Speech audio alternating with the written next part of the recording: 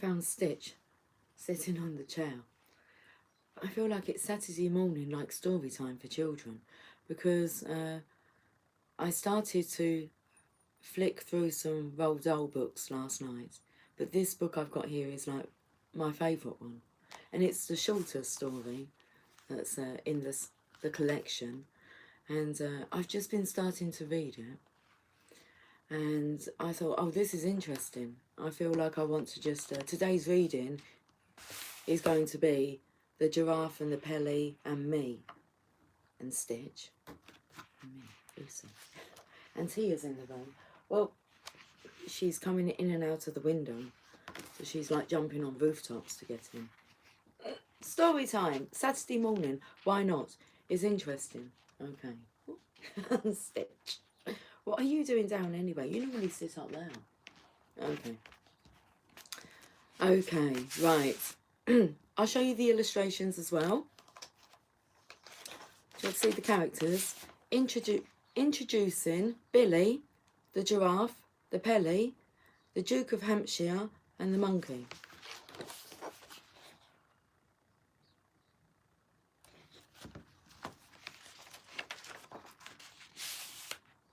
We've got 50% power on the battery. The time was 10:10 when I decided to come on. And, okay. The Giraffe and the Pelly and me. But this book won't take long to read. It will be quicker than a normal reading. Okay. Right, here we have the Grubber. For sale.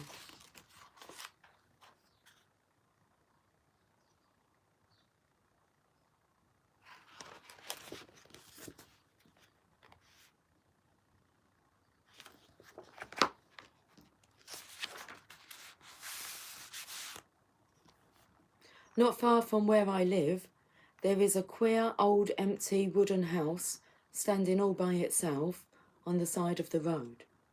I long to explore inside it, but the door is always locked, and when I peer through a window, all I can see is darkness and dust. I know the ground floor used once to be a shop because I can still read the faded lettering across the front which says the Grubber. My mother has told me that in our part of the country, in the olden days, a grubber was another name for a sweet shop.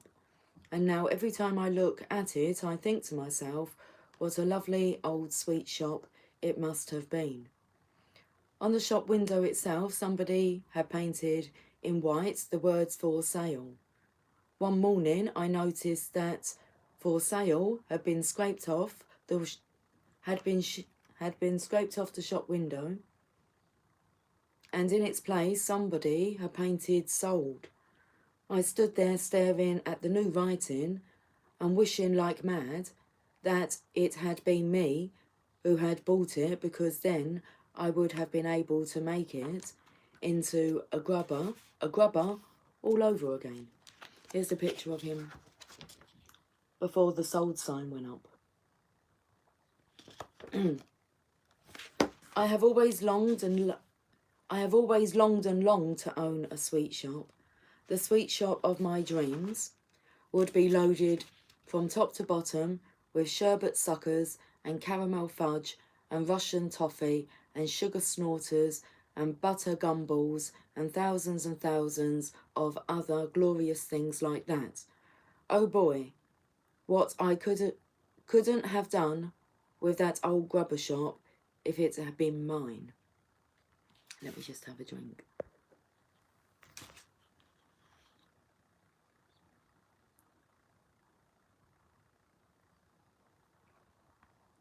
I've just got some headphones here. Let me just move them out of the way.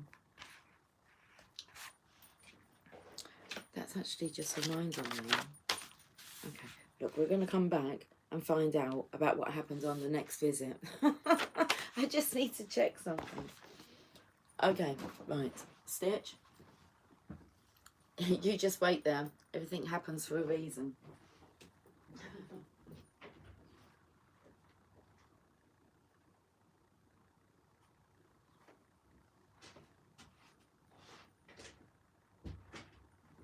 Okay, we're all good. Oh dear.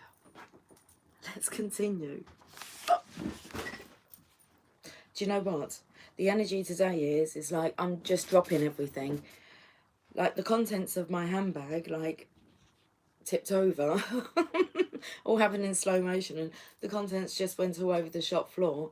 And oh, I've spilt the milk. I spilt my coffee. We seem to be knocking things today. Okay, this will come in perfectly. I want you in the picture.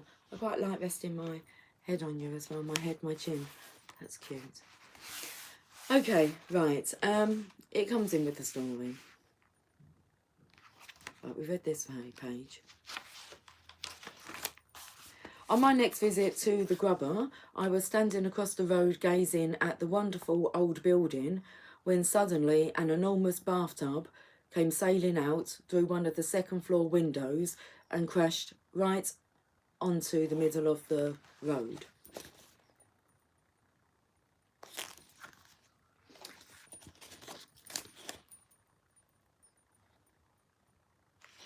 Alarm bells. This is when I decided to start reading like it to you, because it makes mention of like a madman. Okay. A few moments later, a white porcelain lavatory pan with the wooden seats still on it came flying out of the same window and landed with a wonderful splintering crash just beside the bathtub. This was followed by a kitchen sink and an empty canary cage and a four-poster bed and 2 hot water bottles and a rocking horse and a sewing machine and goodness knows what else besides. It looked as though some madman was ripping out the whole of the inside of the house, because now pieces of staircase and bits of the banisters and a whole lot of old floorboards came whistling through the windows. Then there was silence.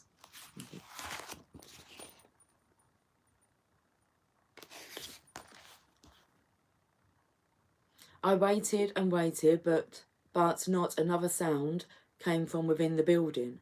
I crossed the road and stood right under the windows and called out, "Is anybody at home?" There was no answer. In the end, it began to get dark, so I had to turn away and start walking home. But you can bet your life nothing was going to stop me from hurrying back there again tomorrow morning to see what the next surprise was going to be. When I got back to the Grubber house the next morning, the first thing I noticed was the new door. The dirty old brown door had been taken out, and in its place someone had fitted a brand new red one. The new door was fantastic. It was twice as high as the other one had been, and it looked ridiculous. I couldn't begin to imagine who would want a tremendous tall door like that in his house unless it was a giant. As well as this, somebody had scraped away the sold notice on the shop window, and now there was a whole lot of different writing all over the glass. I stood there reading it and trying to figure out what on earth it all meant.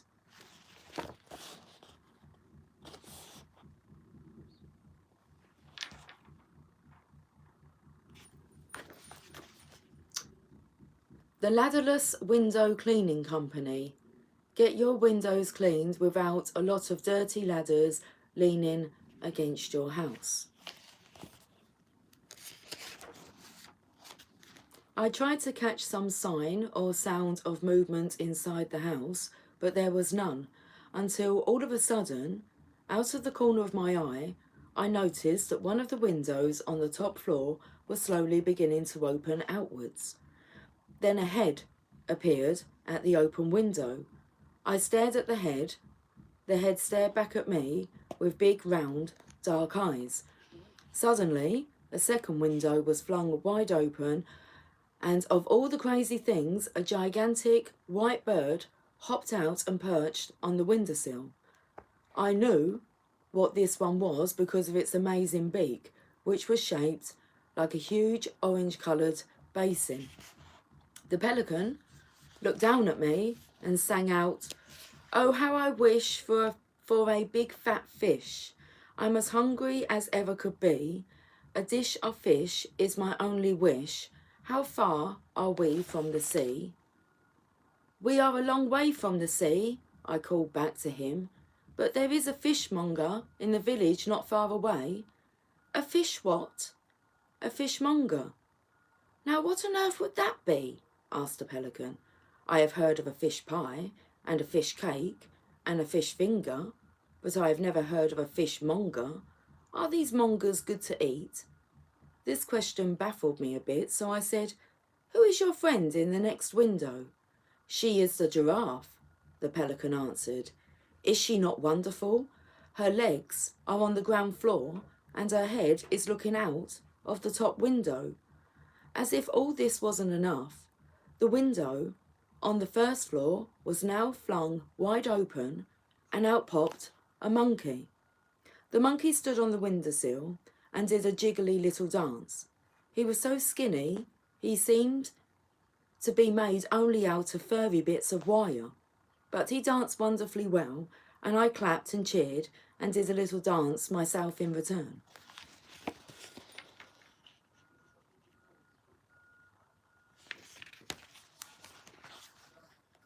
You're enjoying this sketch? We are the window cleaners, sang out the monkey. We will polish your glass till it's shining like brass, and it sparkles like sun on the sea. We are quick and polite. We will come day or night, the giraffe and the pelly and me. We're a fabulous crew. We know just what to do, and we never stop work to drink tea. All your windows will glow when we give them a go, the giraffe and the pelly and me. We use water and soap, plus some kindness and hope, but we never use ladders, not we. Who needs ladders at all when you're 30 feet tall? Not giraffe and not pelly and not me. I stood there enthralled. Then I heard the giraffe saying to the pelican in the next window, Pelly, my dear, be so good as to fly down and bring that small person up here to talk to us. At once the pelican spread his huge white wings and flew down onto the road beside me. Hop him, he said, opening his enormous beak. I stared at the great orange beak and backed away. Go on, the monkey shouted from up in his window. The pelly isn't going to swallow you. Climb in. I said to the pelican, I'll only get in if you promise not to shut your beak once I'm inside. You have nothing to fear, cried the pelican. And let me tell you why. I have a very special beak. A special beak have I. You'll never see a beak so fine. I don't care where you go. There's magic in this beak of mine. Hop in and don't say no.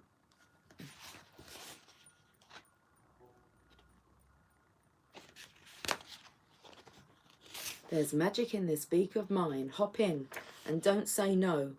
I will not hop in, I said, unless you swear on your honour you won't shut it once I'm inside. I don't like small dark places. When I have done what I am just about to do, said the pelican, I won't be able to shut it. You don't seem to understand how my beak works. Show me, I said. Watch this, cried the pelican.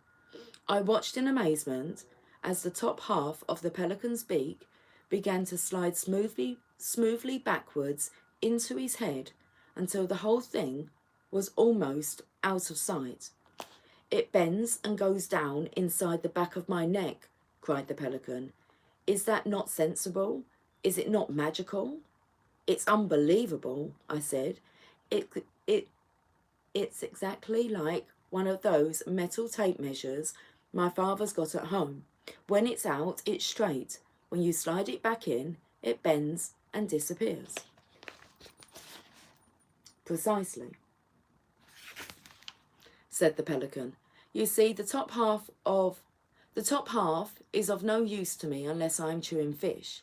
The bottom half is what counts, my lad. The bottom half of this glorious beak of mine is the bucket in which we carry our window cleaning water. So if I didn't slide the top half away, I'd be standing around all day long holding it open. So I slide it away for the rest of the day. Even so, I'm still able to speak. And wherever I've flown, it has always been known as the pelicans painted beak. If I want to eat fish, that's my favourite dish. All I do is I give it a tweak. In the blink of an eye, out it pops and they cry. It's the pelican's painted beak. Okay. Oh, little kids. I'm sure little kids won't be watching this. Stop showing off down there, shouted the monkey from the upstairs window. Hurry up and bring that small person up to us. The giraffe is waiting. I climbed into the big orange beak, and with a swoosh of wings, the pelican carried me back to his perch on the windowsill. The giraffe looked out of her window at me and said, "How do you do? What is your name?" "Billy," I told her. "Well, Billy," she said, "we need your help, and we need it fast. We must have some windows to clean. We spent every penny we've had on buying this house, and we've got to earn some more money quickly. The Pelly is starving, the monkey is famished, and I am perishing with hunger. The Pelly needs fish, the monkey needs nuts, and I am even more difficult to feed. I am a geranious giraffe, and a geranious giraffe cannot eat anything except the pink and purple flowers of the tinkle tinkle tree. But those, as I am sure you know, are hard to find and expensive to buy." The pelican cried out, "Right now, I am so hungry I could eat a stale sardine." Sardine. Has anyone seen a stale sardine or a bucket of rotten cod? I'd eat the lot upon the spot. I'm such a hungry bod. Every time the pelican spoke, the beak I was standing in jiggled madly up and down, and the more excited he got, the more it jiggled. The monkey said, "What Pelly's really crazy about is salmon." "Yes, yes," cried the pelican. "Salmon. Oh, glorious salmon. I dream about it all day long, but I never get any." "And I dream about walnuts," shouted the monkey. "A walnut fresh from the tree is scrumptiously galumptious, so flavoury savoury, so sweet to eat that it makes me all wobbly just thinking about it." At exactly that moment, a huge white Rolls-Royce pulled up right below us, and a chauffeur in a blue and gold uniform got out. He was carrying an envelope in one gloved hand. "Good heavens," I whispered, "that's the Duke of Hampshire's car." "Who's he?" asked the giraffe. "He's the richest man in England," I said.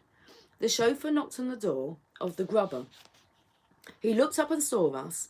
He saw the giraffe, the Pelly, the monkey, and me all staring down at him from above, but not a muscle moved in his face, not an eyebrow was raised.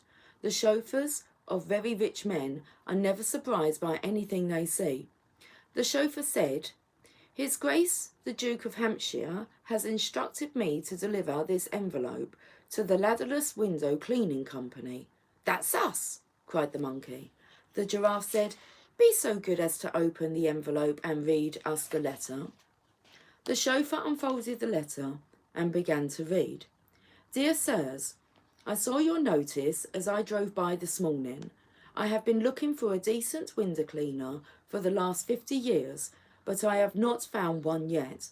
My window has 677 windows in it, not counting the greenhouse, and all of them are filthy. Kindly come and see me as soon as possible. Yours truly, Hampshire." That, added the chauffeur in a voice filled with awe and respect, was written by His Grace the Duke of Hampshire in his own hand. The giraffe said to the chauffeur, "Please tell His Grace the Duke that we will be with him as soon as possible." The chauffeur touched his cap and got back into the Rolls-Royce. "Whoopee!" shouted the monkey. "Fantastic!" cried the pelican. "That must be the best window cleaning job in the world." "Billy," said the giraffe, "what is the house called, and how do we get there?" "It is called Hampshire House," I said. "It's just over the hill. I'll show you the way." "We're off," cried the monkey. "We're off to see the Duke." The giraffe stooped low and went out through the tall door. The monkey jumped off the windowsill onto the giraffe's neck. The pelican, with me in his beak, hanging on for dear life, flew across and perched on the very top of the giraffe's head, and away we went. Perched on Stitch's head. Hello?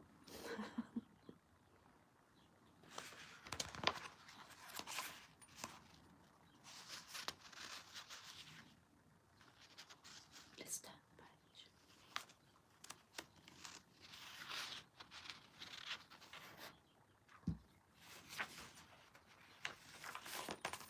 Okay, there it is. It wasn't long before we came to the gates of Hampshire House, and as the giraffe moved slowly up the great wide driveway, we all began to feel just a little bit nervous. "What's he like, this Duke?" the giraffe asked me. "I don't know," I said, "but he's very, very famous and very rich. People say he has 25 gardeners just to look after his flower beds." Soon the huge house itself came into view, and what a house it was. It was like a palace. It was bigger than a palace. "Just look at those windows," cried the monkey. "They keep us going forever." Then suddenly we heard a man's voice a short distance away to the right. "I want those big black ones at the top of the tree," the man was shouting. "Get me those great big black ones." We peered around the bushes and saw an oldish man with an immense white moustache standing under a tall cherry tree and pointing his walking stick in the air. There was a ladder against a tree, and another man, who was probably a gardener, was up the ladder. "Get me those great big black juicy ones right at the very top," the old man was shouting. "I can't reach them, your grace," the gardener called back. "The ladder isn't long enough." "Damnation!" shouted the Duke. "I was so looking forward to eating those big ones."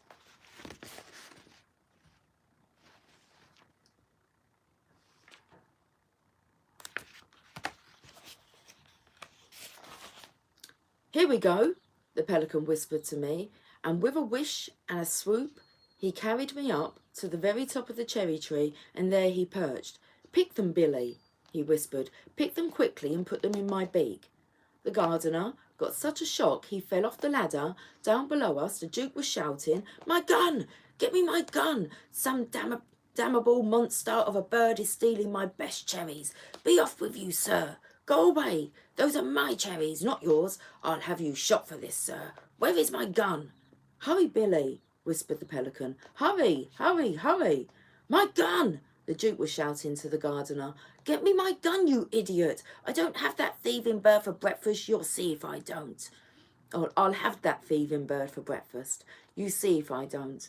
"I've picked them all," I whispered to the pelican.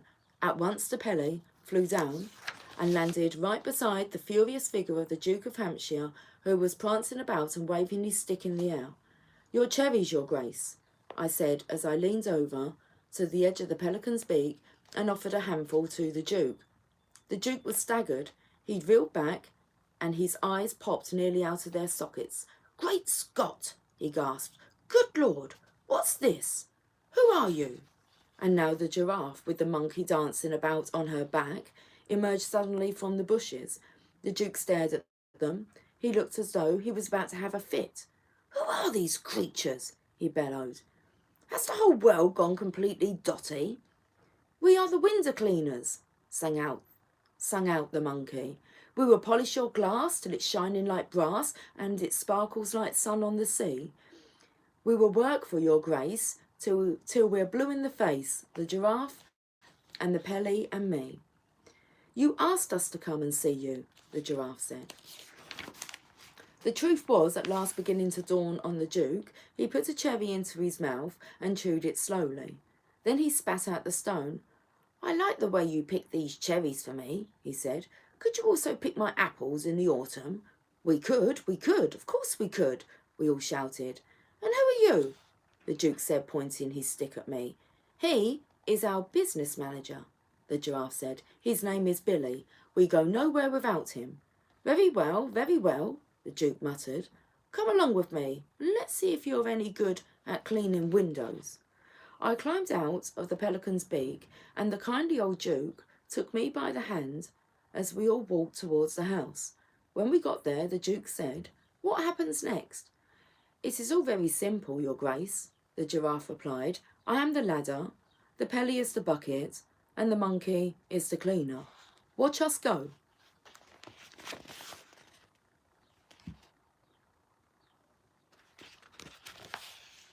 With that, the famous window cleaning gang sprang into action. The monkey jumped down from the giraffe's back and turned on the garden tap. The pelican held his great beak under the tap until it was full of water. Then, with a wonderful springy leap, the monkey leaped up once again onto the giraffe's back. From there he scrambled, as easily as if he were climbing a tree, up the long, long neck of the giraffe until he stood balancing on the very top of her head. The pelican remained standing on the ground beside us, looking up at the giraffe. We'll do the top floor first, the giraffe shouted down. Bring the water up, please. The Duke called out, Don't worry about the 2 top floors, you can't reach them anyway. Who says we can't reach them? The giraffe called back. I do, the Duke said firmly, and I'm not having any of you risking your silly necks around here. If you wish to be friends with a giraffe, never say anything bad about its neck. Its neck is its proudest possession. What's wrong with my neck? Snapped the giraffe. Don't argue with me, you foolish creature, cried the Duke. If you can't reach it, you can't reach it, and that's the end of it. Now get on with your work.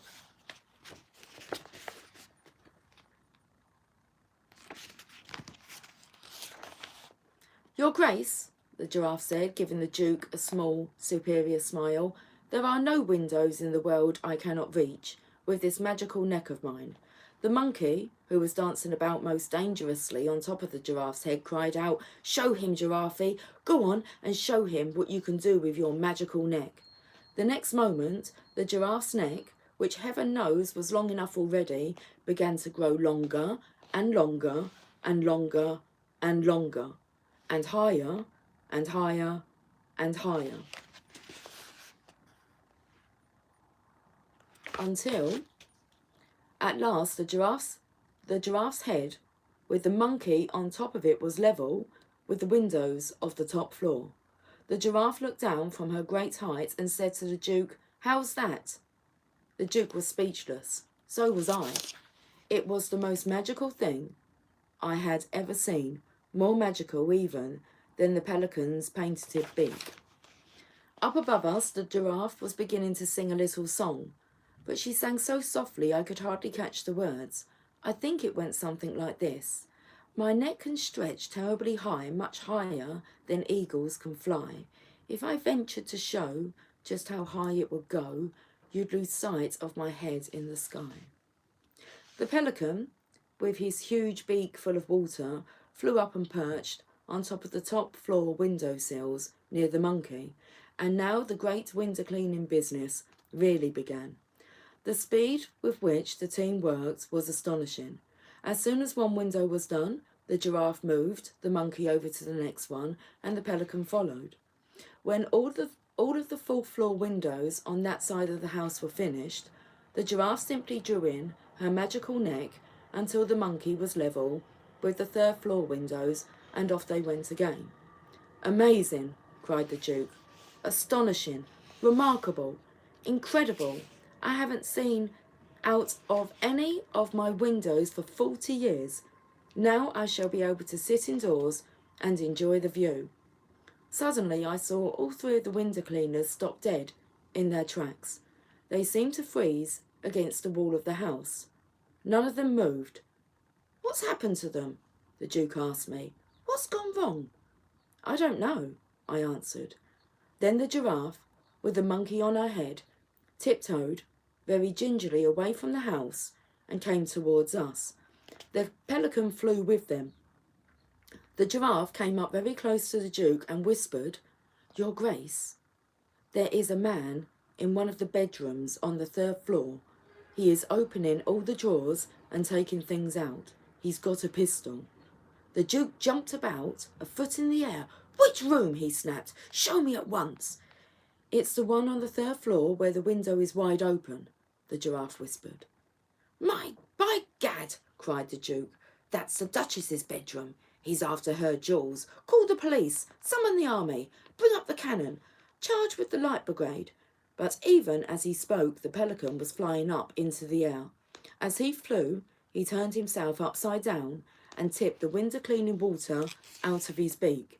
Then I saw the top half of that marvellous painted beak sliding out of his head, ready for action. "What's the crazy bird up to?" cried the Duke.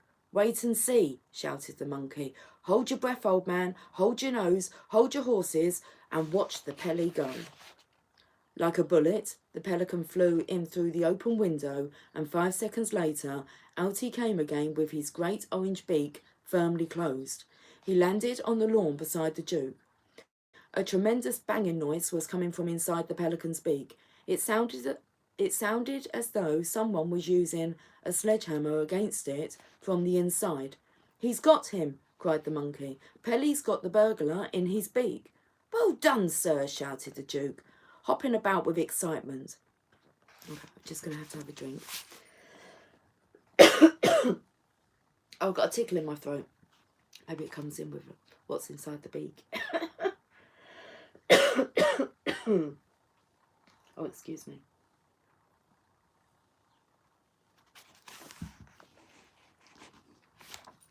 Suddenly he pulled the handle of his walking stick upwards, and out of the hollow inside of the stick itself he drew a long, thin, sharp, shining sword. "I'll run him through," he shouted, flourishing the sword like a fencer. "Open up, Pelican. Let me get at him. I'll run the bounder through before he knows what's happened to him. I'll spike him like a pat of butter. I'll feed his gizzards to my foxhounds."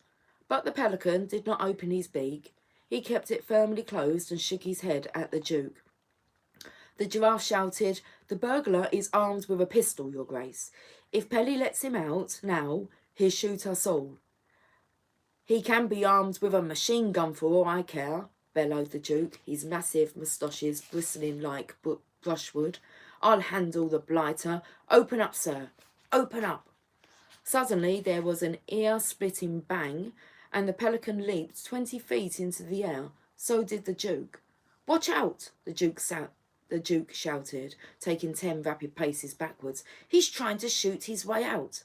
And pointing his sword at the Pelican, he bellowed, "Keep that beak closed, sir. Don't you dare let him out. He'll murder us all."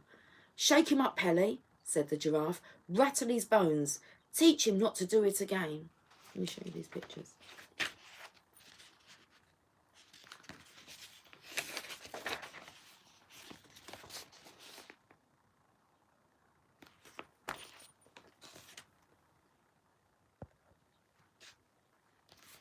The Pelican shook his head so fast from side to side that the beak became a blur, and the man inside must have felt he was being scrambled like eggs.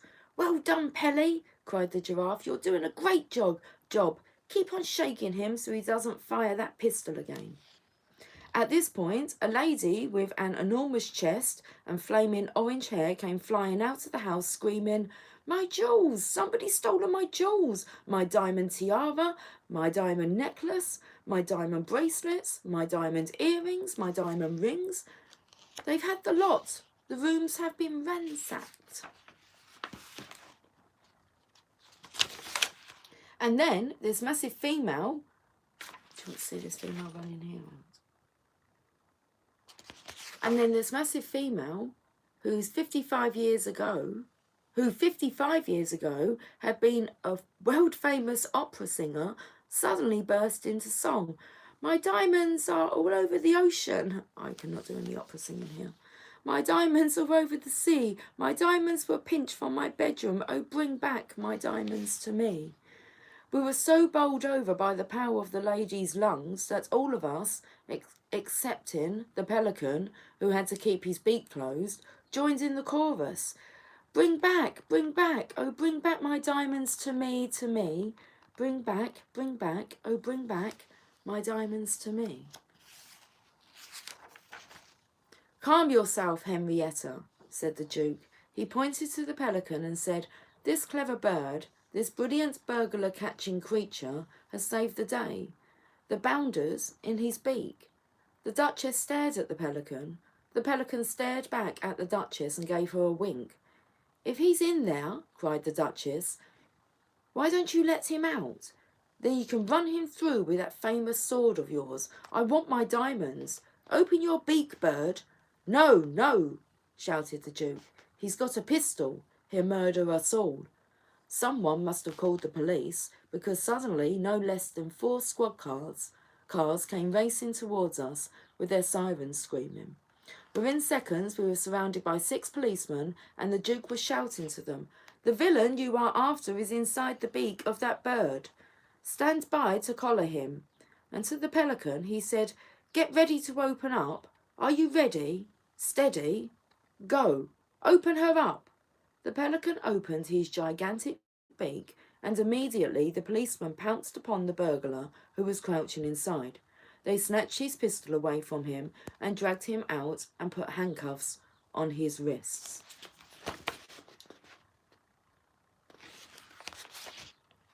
"Great Scott," shouted the chief of police. "It's the Cobra himself." "The who? The what?" everyone asked. "Who's the Cobra?" "The Cobra is the cleverest and most dangerous cat burglar in the world," said the chief of police. "He must have climbed up the drain pipe. The Cobra can climb up anything." "My diamonds!" screamed the Duchess. "I want my diamonds! Where are my diamonds?" "Here they are!" cried the chief of police, fishing great handfuls of jewellery from the burglar's pockets. The Duchess was so overcome with relief that she fell to the ground in a faint. When the police had taken away the fearsome burglar known as the Cobra, and the fainting Duchess had been carried into the house by her servants, and the old Duke stood on the lawn with the giraffe, the pelican, the monkey, and me. "Look!" cried the monkey. "That rotten burglar's bullet has made a hole in poor Pelly's beak." "That's done it," said the pelican. "Now it won't be any use for holding water when we clean the windows."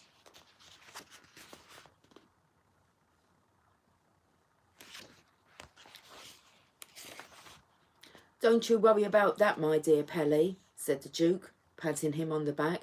"My chauffeur will soon put a patch over it, the same way he mends the tyres on the rolls.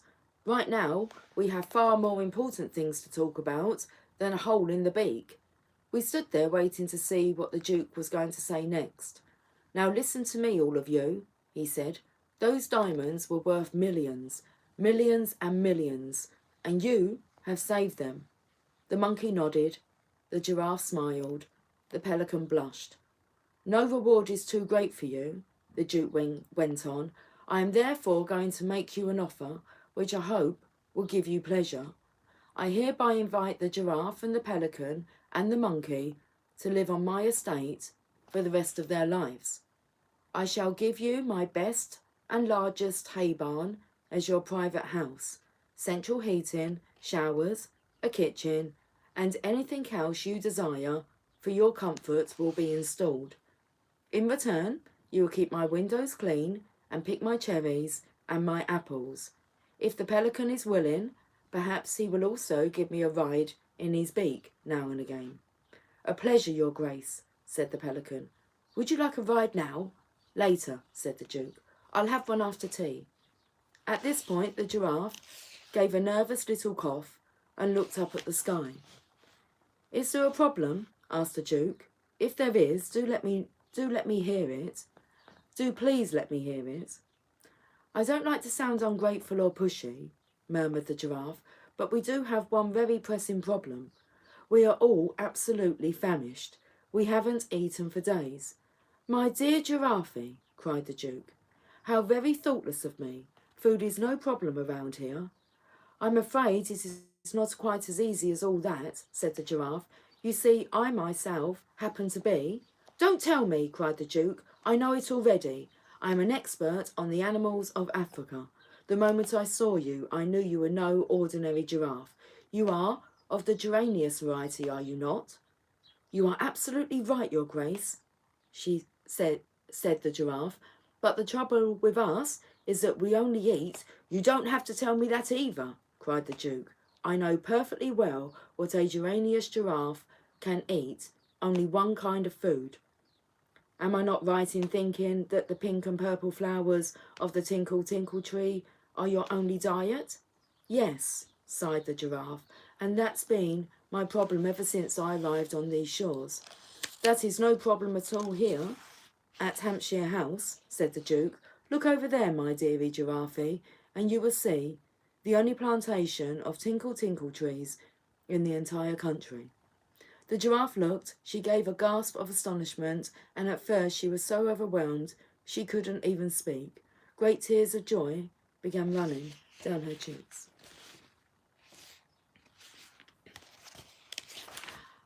Help yourself, said the Duke. Eat all you want. Oh, my sainted souls, gasped the giraffe. Oh, my naked neck. I cannot believe what I am seeing. The next moment she was galloping full speed across the lawns and winningly with excitement, and the last we saw of her, she was burying her head in the beautiful pink and purple flowers that blossomed on the tops of the trees all around her. As for the monkey, the Duke went on, I think he also will be pleased with what I have to offer. All over my estate there are thousands of giant nut trees. Nuts? Cried the monkey. What kind of nuts? Walnuts, of course, said the Duke. Walnuts? Screamed the monkey. Not walnuts. Walnuts? You don't really mean walnuts? You're pulling my leg. You're joking. You can't be serious. I must have heard wrong. There's a walnut tree right over there, the Duke said, pointing. The monkey took off like an arrow, and a few seconds later he was high in the branches of the walnut tree, cracking the nuts and guzzling what was inside. That leaves only the pelly, said the Duke. Yes, said the pelly nervously, but I'm afraid that what I eat does not grow on trees. I only eat fish. Would it be too much trouble, I wonder, if I were to ask you for a reasonably fresh piece of haddock or cod every day? Haddock or cod? Shouted the Duke, spitting out the words as though they made a bad taste in his mouth. Cast your eyes, my dear Pelly, over there to the south. The pelican looked across the vast rolling estate, and in the distance he saw a great river. That is the River Hamp, cried the Duke, the finest salmon river in the whole of Europe. Salmon? Screeched the pelican. Not salmon. You don't really mean salmon. It's full of salmon, the Duke said, and I own it. You can help yourself. Before he had finished speaking, the pelican was in the air. The Duke and I watched him as he flew full speed towards the river. We saw him circle over the water, then he dived and disappeared. A few moments later, he was in the air again, and he had a gigantic salmon in his beak.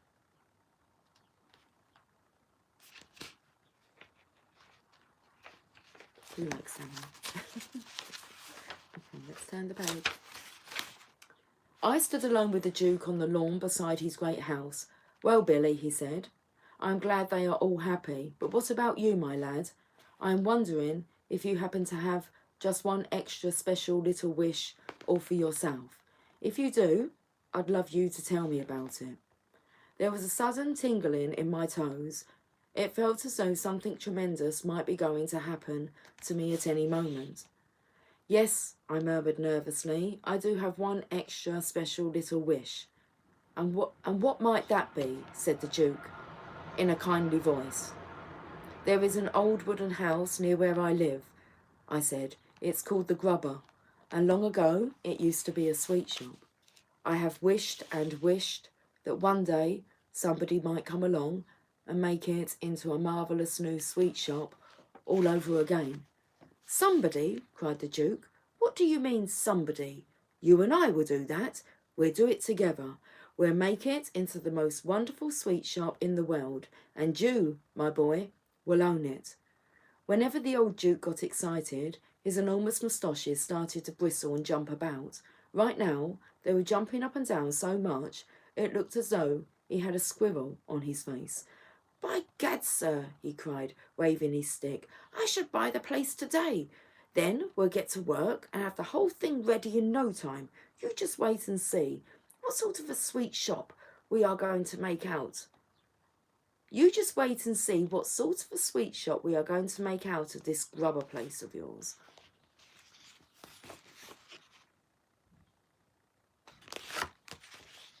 It was amazing how quickly things began to happen after that.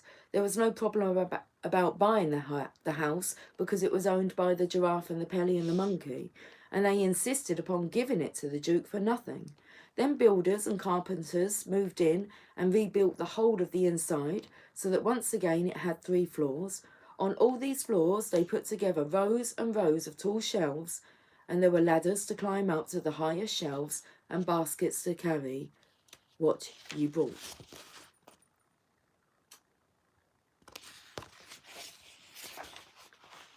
Then the sweets and chocks and toffees and fudges and nuggets began pouring in to fill the shelves.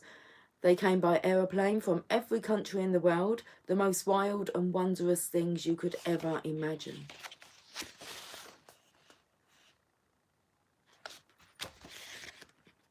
There were gum twizzlers and fizz winkles from China, froth blowers and spit sizzlers from Africa, tummy ticklers and gobwanglers from the Fiji Islands, and lip lickers and plush nuggets from the land of the midnight sun. For 2 whole weeks, the flood of boxes and sacks continued to arrive. I could no longer keep track of all the countries they came from, but you could bet your life that as I unpacked each new batch, I sampled it carefully. I can remember especially the giant wangdoodlers from Australia, every one with a huge ripe red strawberry hidden inside its crispy chocolate crust, and the electric fizz cocklers that made every hair on your head stand straight up on end as soon as you popped one into your mouth. And there were niche nobblers and gum glotters and blue bubblers and sherbet slurpers and tongue rakers. And as well as all this, there was a whole lot of splendid stuff from the great Wonka factory itself. For example, the famous Willy Wonka rainbow drops. Suck them and you can spit in 7 different colours. And his stick jaw for talkative parents, and his mint jujubes that will give the boy next door green teeth for a month.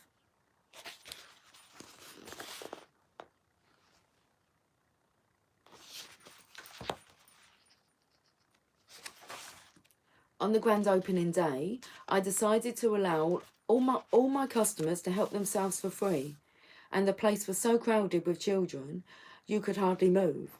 The television cameras and the newspaper reporters were all there, and the old Duke himself stood outside in the road with my friends, the giraffe and the Pele and the monkey, watching the marvellous scene. I came out of the shop to join them for a few moments, and I brought each of them a bag of extra special sweets as a present. I'll give them the sweets in.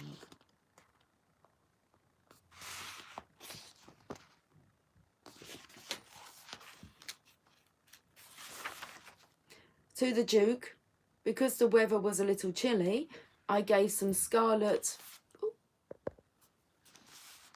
To the Duke, because the weather was a little chilly, I gave some scarlet scorch droppers that had been sent to me from Iceland. The label said that they were guaranteed to make the person who sucked them as warm as toast, even if he was standing stark naked at the North Pole in midwinter. The moment the Duke popped one into his mouth, thick smoke came gushing out of the old boy's nostrils in such quantities that I thought his moustaches were going up in flames. "Terrific!" he cried, hopping about. "Tremendous stuff! I'll take a case of them home with me."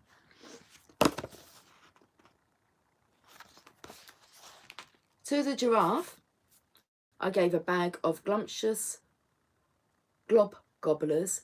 The gobgobbler is an especially delicious sweet that is made somewhere near Mecca, and the moment you bite into it, all of the perfume juices of Arabia go squirting down your gullet, one after the other. "It's wonderful," cried the Giraffe, as a cascade of lovely liquid flavours poured all the way down her long, long throat. "It's even better than my favourite pink and purple flowers."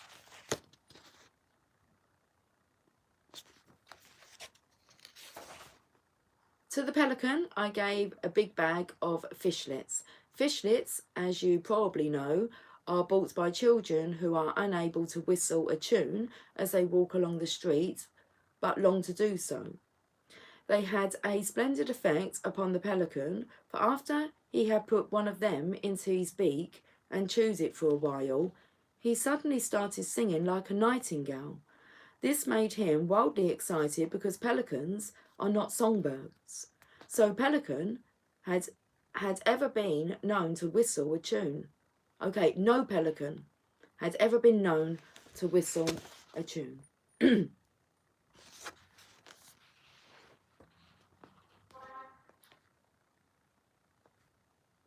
No pelican had ever been known to whistle a tune before. To the monkey I gave a bag of devil's drenchers, those small fiery black sweets that one is not allowed to sell to children under 4 years old. When you have sucked a devil's drencher for a minute or so, you can set your breath alight and blow a huge column of fire 20 feet into the air. The Duke put a match to the monkey's breath and shouted, "Blow, monkey, blow!" A sheet of orange flame shot up as high as the roof of the Grubber house, and it was wonderful.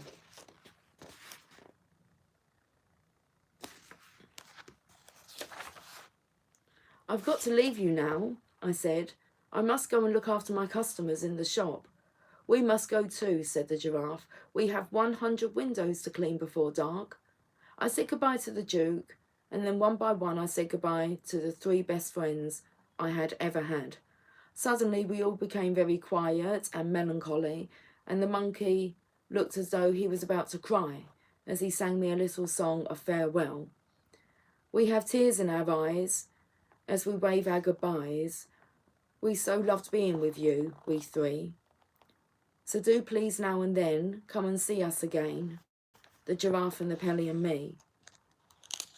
All you do is to look at a page in this book, because that's where we always will be. No book ever ends when it's full of your friends, the Giraffe and the Pelly and me.